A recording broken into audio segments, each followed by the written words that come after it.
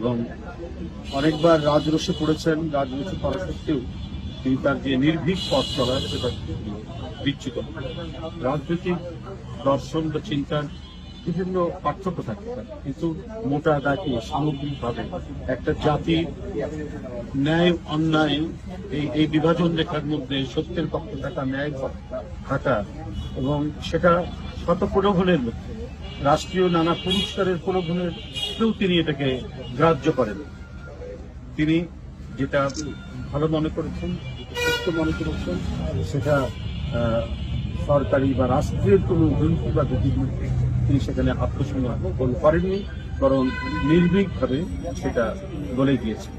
সুতরাং আমি মনে করি যে এই মুহূর্তে আরও তার প্রয়োজন ছিল এবং আমাদের অনেক কাজ পদ্ধতিমূলক নিঃসন্দেহে এই জাতির এক শানিত বিবেক যার বেঁচে থাকা